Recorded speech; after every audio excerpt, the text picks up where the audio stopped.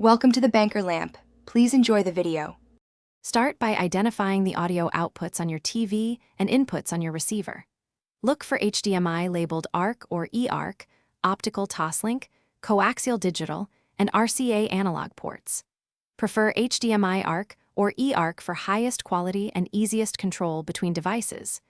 Use an HDMI cable no longer than 3 meters for reliable signal in typical living room setups. Use optical toslink if your TV lacks ARC, and reserve ARC. Power down both the TV and the receiver to avoid shorts while connecting.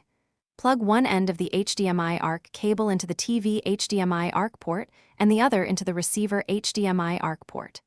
If using optical, insert the toslink cable fully until it clicks into both ports. For analog, connect left and right RCA cables to matching colors on both devices.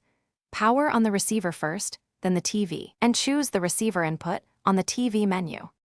After powering both devices, open the TV audio settings to route sound to the receiver. Select external speakers, receiver, or HDMI ARC as the audio output. Turn on HDMI CC and eARC in both device menus to allow remote control pass-through. If you experience silence or stuttering, change the TV audio format to PCM or lower bitrate.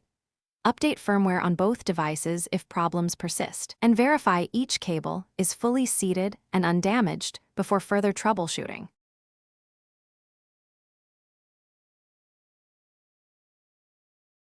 Thanks for watching. If this was helpful, leave a like and consider subscribing. See you next time.